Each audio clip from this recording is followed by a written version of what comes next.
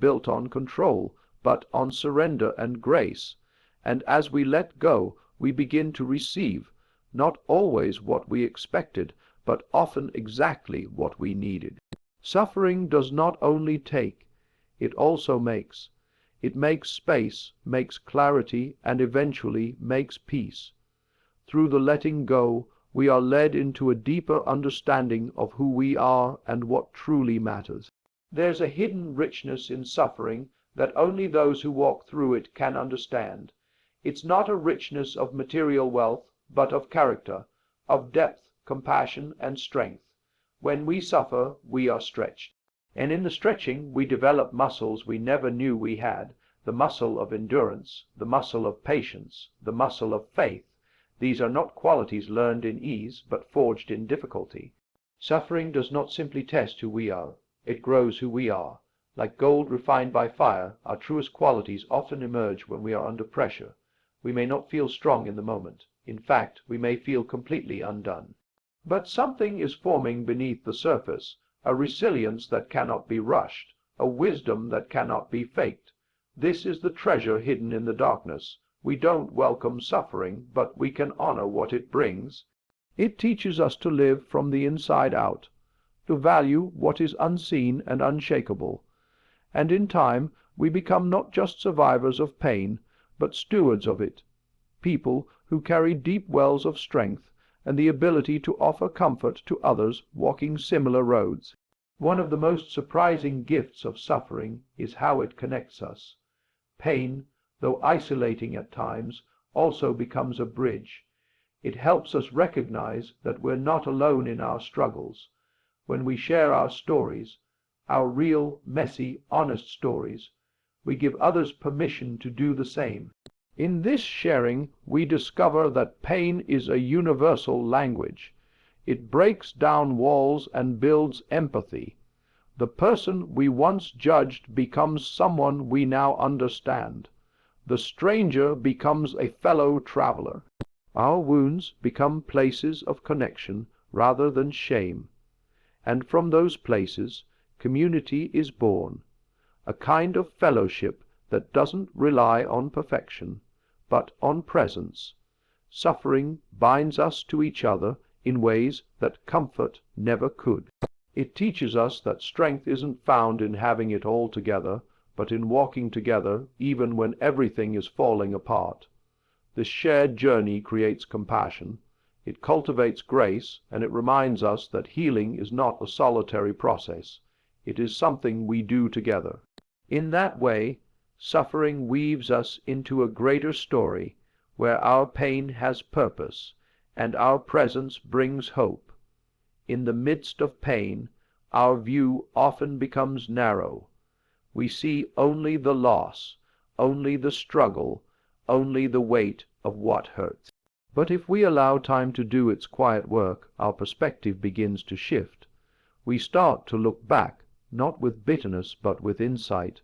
We begin to trace the ways suffering has shaped us, how it deepened our faith, softened our pride, clarified our values. We see that we are not who we were before the pain, and that's not a bad thing. Suffering can break us, yes, but it can also remake us. It calls out a strength that had been dormant. It teaches us to lean into mystery, to hold tension, and to find hope not in perfect answers, but in enduring presence. Over time, the broken pieces begin to reassemble, not in the same shape, but in a way that reflects growth and transformation. What once seemed like a wound becomes a well of wisdom, not because the suffering was good in itself, but because it was not wasted. In the hands of grace, even our darkest seasons become part of a story that leads toward healing and purpose. We live in a culture that often avoids pain at all costs. Discomfort is numbed, grief is rushed, and sorrow is hidden. But the truth is, avoiding suffering doesn't prevent it. It only delays the healing it can bring. When we embrace our pain rather than escape it, we enter into the process of transformation. We stop running and begin to listen. What is this pain teaching me? What is it revealing about my heart, my priorities, my faith? These are the questions that suffering invites us to ask. not to shame us, but to shape us. Avoidance leads to numbness, but honesty leads to growth. It takes courage to face what hurts. It takes bravery to name our sorrow and sit with it. But in doing so, we open ourselves to the refining work that only suffering can do. We begin to understand that healing is not about forgetting pain, it's about allowing it to guide us into deeper wholeness.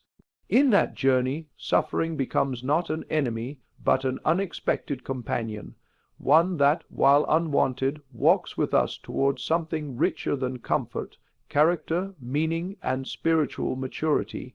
There are moments in suffering when we wonder if the struggle will ever end. We cry out for relief, for resolution, for rescue. And sometimes the waiting stretches longer than we imagined possible. But even in the waiting, something sacred is happening. Perseverance is taking root. Hope, though fragile, begins to glow quietly in the soul. It is not loud or flashy, but persistent. It reminds us that this moment, however dark, is not the final word. The story is not over, and sometimes the greatest act of faith is simply continuing. Continuing to breathe, to show up, to trust that light will return, even if we cannot see it now. This kind of hope does not deny the reality of pain. It walks through it with courage.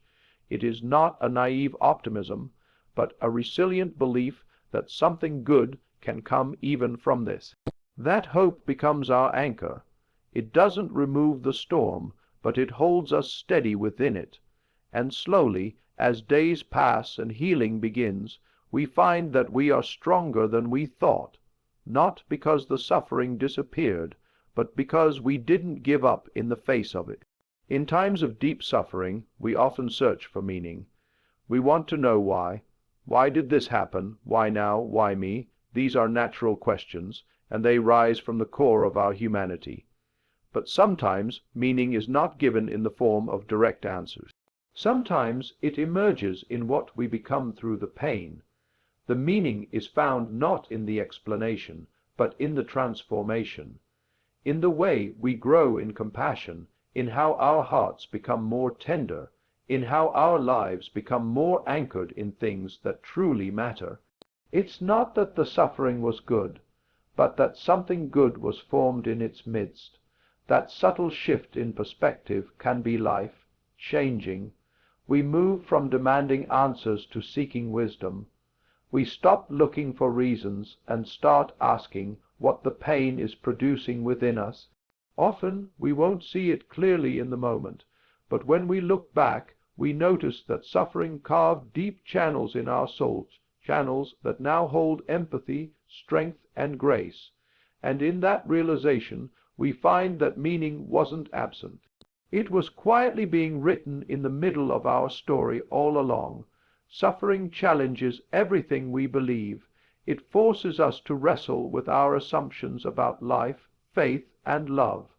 In many ways, it is a refining fire, burning away illusions, false comforts, and shallow answers.